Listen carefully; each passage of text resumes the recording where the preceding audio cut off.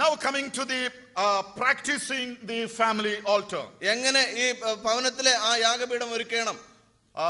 Deuteronomy chapter 6 and verse 7 says, ആവർത്തന പുസ്തകം 6:7 you shall teach them diligently to your children and shall talk of them when you sit in your house, when you walk by the way, when you lie down and when you rise up. നീ അവയെ നിന്റെ മക്കൾക്ക് ഉപദേശിച്ചു കൊടുക്കുകയും നീ വീട്ടിലിരിക്കുമ്പോഴും വഴി നടക്കുമ്പോഴും കിടക്കുമ്പോഴും എഴുന്നേൽക്കുമ്പോഴും അവയെക്കുറിച്ച് സംസാരിക്കുകയും വേണം.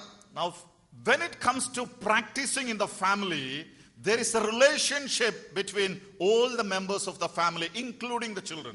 നാം ഈ കാര്യങ്ങളെ പ്രായോഗിക ജീവിതത്തിൽ കുടുംബത്തിൽ പ്രാവർത്തികമാക്കുമ്പോൾ കുടുംബത്തിലെ എല്ലാ കുഞ്ഞുങ്ങൾ ഉൾപ്പെടെ എല്ലാവരും ചേർന്നിട്ട് ആ കാര്യത്തിൽ ഇടപെടേണ്ടതുണ്ട്. And the best way that we can practice this is during the family prayer time. കുടുംബ പ്രാർത്ഥനയുടെ സമയത്താണ് ഈ കാര്യം ചെയ്യുവാൻ പറ്റിയ ഏറ്റവും നല്ല അവസരം. The family prayer time is the most essential for a family to grow in the fear of the Lord. ദൈവഭക്തിയിൽ വളരുന്നതിന് വേണ്ടി ഒരു കുടുംബത്തിന് ഏറ്റവും അത്യാവശ്യമുള്ള ഒരു കാര്യമാണ് കുടുംബ പ്രാർത്ഥന എന്നുള്ളത്. One simple question to evaluate or to examine ourselves. നമ്മെ തന്നെ പരിശോധിക്കുന്നതിന് വേണ്ടി ഒരു ലളിതമായ ചോദ്യം ഞാൻ ചോദിക്കട്ടെ. Where do we stand in the matter of family prayers? കുടുംബ പ്രാർത്ഥനയോടുള്ള ബന്ധത്തിൽ നാം എവിടെയായിരിക്കുന്നു? Do we have that at all? നമ്മുടെ ഭവനത്തിൽ അതുണ്ടോ? The situation has changed from what it used to be maybe 20 years back. 20 വർഷം മുമ്പ് നോക്കുകയാണെങ്കിൽ ആ കാലഘട്ടത്തിൽ നിന്നുള്ള സാഹചര്യം ഇപ്പോൾ മാറിയിരിക്കുകയാണ്. Everybody are so busy. എല്ലാവരും വളരെ ബിസിയാണ്. Husband has one schedule, wife has another schedule, children have some other business. ഭാര്യ ഭർത്താക്കന്മാർക്കും മക്കൾക്കുമൊക്കെ പല പല സ്കെഡ്യൂളുകളായിട്ട് അനേക കാര്യങ്ങൾ ചെയ്യുവാനുണ്ട് ഇപ്പോൾ. Do we get a time where the whole family is able to get together for family prayer? കുടുംബ പ്രാർത്ഥനയ്ക്ക് വേണ്ടി കുടുംബത്തിലെ എല്ലാ അംഗങ്ങളും ഒരുമിച്ച് ചേരുവാനുള്ള സമയം നിങ്ങൾക്ക് ലഭിക്കാറുണ്ടോ? Definitely the generations to generations we have declined in that a lot. തലമുറയായിട്ട് നാം നോക്കുകയാണെങ്കിൽ ആ ഒരു കാര്യത്തിൽ നിന്ന് നാം ഒക്കെ വളരെ കുറവ് ഭവിച്ചവരായിട്ട് ഈ കാലഘട്ടത്തിൽ ഇരിക്കുകയാണ്. I remember attending the funeral of a elderly mother. ഒരു പ്രായമുള്ള ഒരു അമ്മച്ചിയുടെ ശവസംസ്കാരത്തോടുള്ള ബന്ധത്തിൽ ഞാൻ ചേർന്ന് അറ്റൻഡ് ചെയ്ത് ഞാൻ ഓർക്കുന്നു. The 70-year-old son was talking about his 92-year-old mother at her funeral. 92 വയസ്സുള്ള അമ്മയെ കുറിച്ച് ആ 70 വയസ്സുള്ള മകൻ ഇങ്ങനെ ചിന്തിക്കുകയായിരുന്നു. He said, when we were children, ആ സഹോദരൻ ഇങ്ങനെ പറഞ്ഞു, ഞങ്ങൾ കുഞ്ഞുങ്ങളായിരുന്നപ്പോൾ Ammachi used to get up at 3 o'clock in the morning. അമ്മച്ചി 3 മണിക്ക് വെളുപ്പിനെ എഴുന്നേറ്റ് she used to pray till 4. 4 മണി വരെ അമ്മച്ചി പ്രാർത്ഥിക്കാറുണ്ടായിരുന്നു. 4 o'clock Appachan used to rise up and Ammachi and Appachan would spend time together 4 to 5. 4 മണിക്ക് അപ്പച്ചനും എഴുന്നേറ്റിട്ട് അപ്പച്ചനും അമ്മച്ചിയും കൂടെ 5 മണി വരെ പ്രാർത്ഥിക്കും. And 5 o'clock they would call all the children and the whole family would spend the time from 5 to 6. 5 മണിക്ക് മക്കളെ എല്ലാവരും വിളിച്ചിട്ട് ഇവര് കുടുംബം മൊത്തമായിട്ട് 5 തൊട്ട് 6 വരെ പ്രാർത്ഥിക്കും. Something unheard or unimaginable for the modern days. ഇന്നത്തെ കാലഘട്ടത്തില് ഒരുപക്ഷെ കേട്ടിട്ടില്ലാത്തതോ അല്ലെങ്കിൽ നമുക്ക് ചിന്തിക്കുവാൻ കഴിയാത്തതോ ആയിട്ടുള്ള ഒരു കാര്യമായിരിക്കാം. But I'm sure many of us sitting here can testify this was the experience of our forefathers. എനിക്ക് ഉറപ്പുണ്ട് നമ്മുടെ പൂർവ്വപിതാക്കന്മാരുടെ അനുഭവം ഇതാണെന്ന് സാക്ഷീകരിക്കാൻ പറ്റുന്ന അനേകർ ഇവിടെ ഉണ്ടെന്ന് ഞാൻ പ്രതീക്ഷിക്കുകയാണ്. But that has become only a history now.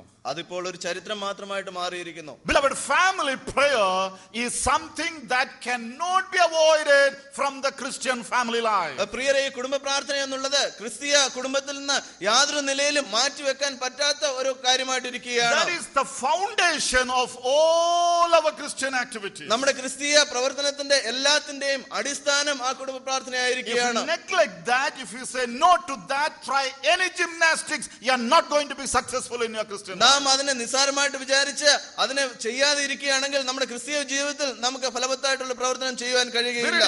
2 Timothy chapter 1 and verse 5 where Paul talks about Timothy. തിമോഥെയോസിന്റെ ലേഖനം, രണ്ടാമത്തെ ലേഖനം.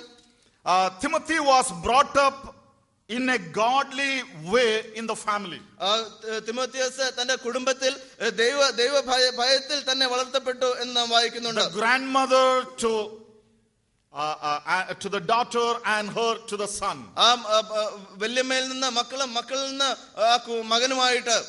So there was a transmission of this faith from generation to generation. ഈ വിശ്വാസം തലമുറ തലമുറയായിട്ട് കൈമാറുന്ന അവസ്ഥ നമുക്ക് അവിടെ കാണുവാൻ കഴിയും. So if we fail in our family prayers, we lose the battle, and more than that, our generation will become the victims. നാം ഈ കുടുംബ പ്രാർത്ഥനയിൽ പരാജയപ്പെടുകയാണെങ്കിൽ അത് നമ്മുടെ വിശ്വാസ പോരാട്ടത്തിൽ നാം പരാജയപ്പെടുകയും അതിന്റെ വിക്ടിംസ് ആയിട്ട് നമ്മുടെ കുഞ്ഞുങ്ങളായി തീരുകയും ചെയ്യാനിടയാകും. Usually in our family conferences, we have so many topics that we need to handle, but due to lack of time, we have just condensed everything here. സാധാരണ ഫാമിലി കോൺഫറൻസിൽ അനേക കാര്യങ്ങളെ കുറിച്ച് സംസാരിക്കാറുണ്ട്. എന്നാൽ ഇവിടെ എല്ലാം അത് സംക്ഷിപ്തമായിട്ട് മാത്രമേ സമയക്കുറവ് കൊണ്ട് ചെയ്യുവാൻ കഴിയുന്നുള്ളൂ. We are living in a fast growing society, വളരെ പെട്ടെന്ന് വളരുന്ന ഒരു സമൂഹത്തിലാണ് നാം ഓരോരുത്തരും ഇന്ന് ജീവിക്കുന്നത്. where we have visions for our children that they should be pilots or engineers or doctors or top class hierarchies. നമ്മുടെ കുഞ്ഞുങ്ങൾക്ക് ഡോക്ടേഴ്സ് അല്ലെ പൈലറ്റ് ആ നിലയിലുള്ള ലോകപരമായിട്ടുള്ള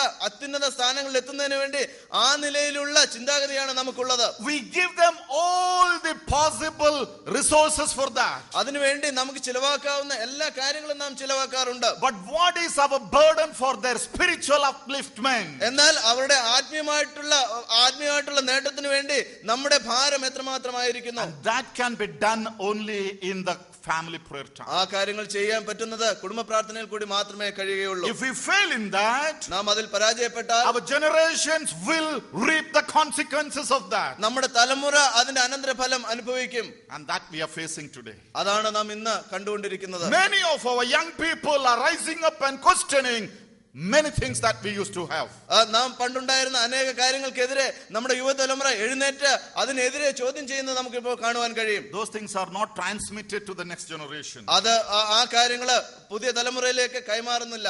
So our family prayers should be something where our children are also able to receive the reasoning for our faith. നമ്മുടെ വിശ്വാസത്തിന്റെ ആ കാരണങ്ങളെ മനസ്സിലാക്കുവാൻ കഴിയുന്ന നിലയിലായ കുഞ്ഞുങ്ങൾക്ക് മനസ്സിലാക്കുവാൻ കഴിയുന്ന നിലയിലായിരിക്കണം നമ്മുടെ കുടുംബ പ്രാർത്ഥന. And never avoid that. അത് ഒരിക്കലും നമുക്ക് ഉപേക്ഷിക്കുവാൻ പാടില്ല. Now when we think about the family prayer, നാം കുടുംബ പ്രാർത്ഥനയെ കുറിച്ച് നാം ചിന്തിക്കുമ്പോൾ what a family prayer should not be, ഈ കുടുംബ പ്രാർത്ഥന എന്തല്ല എന്നുള്ളത് മനസ്സിലാക്കേണ്ടത് ആവശ്യമുണ്ട്. we need to be very sure about that. ആ കാര്യത്തിൽ നമുക്ക് വളരെ ഉറപ്പുണ്ടായിരിക്കണം. Family prayer should never be a tradition or a ritual. ഈ കുടുംബ പ്രാർത്ഥന എന്ന് പറയുന്നത് ഒരു ചടങ്ങോ അല്ലെങ്കിൽ ചില ആചാരങ്ങളോ ആ നിലയിലാകുവാൻ പാടുള്ളതല്ല. There are families who have everyday prayer. ചില കുടുംബങ്ങൾക്ക് എല്ലാ ദിവസവും പ്രാർത്ഥനയുണ്ട്.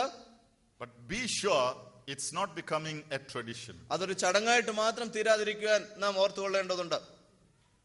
We got to be very, very sure about that. ആ കാര്യത്തിൽ നാം ഏറ്റവും ഉറപ്പുള്ളവരായിരിക്കണം. Each day our family prayers must be so meaningful. എല്ലാ ദിവസവും അർത്ഥവത്തായിട്ടുള്ള ഒരു കുടുംബ പ്രാർത്ഥന കഴിക്കുവാൻ നമുക്ക് കഴിഞ്ഞേ മതിയാകുള്ളൂ. Not just a tradition. അതൊരു ആചാരമായിട്ട് മാറുവാൻ പാടുള്ളതല്ല. It should be something that is real in our life, realistic in our life. നമ്മുടെ ജീവിതത്തിൽ നിന്നും വാസ്തവമായിട്ട് വരുന്ന ഒരു പ്രാർത്ഥനയായിരിക്കണം അവിടെ ഉണ്ടാകേണ്ടത്. Our forefathers used to do this. നമ്മുടെ പൂർവ്വ പിതാക്കന്മാർ ആ കാര്യങ്ങൾ ചെയ്തിരുന്നു. We are also doing this. നാമും അത് തന്നെ തുടരുന്നു. If we don't do this, something bad will happen to us. നാം ആ നിലയിൽ ചെയ്തില്ലെങ്കിൽ നമുക്ക് എന്തെങ്കിലും പ്രശ്നങ്ങൾ വരും അല്ലെങ്കിൽ ദോഷം വരുമെന്ന് നാം ചിന്തിക്കും. And with that fear we keep doing. ആ ഭയത്തിൽ നാം ഈ പ്രാർത്ഥന കഴിക്കുക. It is not that. അതങ്ങനെയല്ല. But sometimes, we have some fixed songs and fixed psalms and fixed line of prayers. നമുക്ക് ചില പ്രത്യേക പാട്ടുകൾ സ്ഥിരമായിട്ട് പാടുന്ന പാട്ടുകൾ അല്ലെങ്കിൽ ആ സ്ഥിരമായിട്ട് ചിന്തിക്കുന്ന ചില കാര്യങ്ങൾ ആ നിലയിൽ ഉണ്ടായിരിക്കാം. It just automatically comes, nothing more than that. അത് പ്രത്യേകിച്ച് അത് അങ്ങനെ അങ്ങ് വരും. അതിന് അപ്പുറമായിട്ടൊന്നും നമുക്ക് തോന്നുകയില്ല. So the Christian family prayer should never be a tradition or a ritual in any way. ക്രിസ്തീയ കുടുംബ പ്രാർത്ഥന എന്നുള്ളത് ഒരു ചടങ്ങോ ആചാരമോ ആ നിലയിലുള്ളത് ഒരിക്കലും ആകാൻ പാടില്ല. It should be realistic. It should be meaningful in our daily life. അത് അർത്ഥവത്തായിട്ടുള്ളതും വാസ്തവമായിട്ടുള്ളതും ദൈനംദിനം നമ്മുടെ ജീവിതത്തിൽ ആ നിലയിലായിരിക്കേണ്ടതും ആവശ്യമുണ്ട്. Secondly, what it should not be, രണ്ടാമതായിട്ട് അത് എന്തായിക്കൂടാ, it should never be to please the guests or any man. സന്ദർശകരെയോ മറ്റാരെങ്കിലോ പ്രസാദിപ്പിക്കുന്നതിന് വേണ്ടിയുള്ള ഒരു കാര്യമായിട്ട് ആ കുടുംബ പ്രാർത്ഥന മാറുവാൻ പാടില്ല. Some guest comes to the house. ചില സന്ദർശകർ വീട്ടിൽ വരുമ്പോൾ and you have the family prayer, all are there. അപ്പോൾ നമ്മുടെ കുടുംബ പ്രാർത്ഥനയുണ്ട്. അപ്പോൾ എല്ലാവരും കൂടും. And then after you finish the prayer, ആ പ്രാർത്ഥന കഴിഞ്ഞതിന് ശേഷം അപ്പോൾ suddenly your son asks you, Daddy, why did you sing 2 songs today? മകൻ ചോദിക്കും, പപ്പ എന്തുകൊണ്ടാണ് നമ്മൾ ഇന്ന് 2 പാട്ട് പാടിയത്? You are exposed. അപ്പോ ആ കാര്യം വെളിച്ചത്തായി. Daddy, why did you read the Bible today? ഇന്ന് വേദപുസ്തകം വായിച്ചോ ഇന്ന്? Beloved, let me tell you, many a time we try to do these things to please the guests. പ്രിയരെ, നിങ്ങൾ പ്രത്യേകം ഓർത്തുകൊണ്ടിരിക്കുക, പലപ്പോഴും ഈ കാലഘട്ടത്തില് നാം മറ്റുള്ളവരെ പ്രസാദിപ്പിക്കാൻ വേണ്ടി ഈ കാര്യങ്ങളൊക്കെ നാം ചെയ്യാറുണ്ട്. In other words, a systematic family prayer is there in a house only when there are some guests in the house. അതായത് ഇങ്ങനെ ക്രമമായിട്ടുള്ള ഒരു കുടുംബ പ്രാർത്ഥന നമ്മുടെ വീട്ടിലുള്ളത് ഈ ആരെങ്കിലും പുറത്തുനിന്ന് വരുമ്പോൾ മാത്രമാണ്. Just to please them, അവരെ പ്രസാദിപ്പിക്കാൻ വേണ്ടി, just to impress them.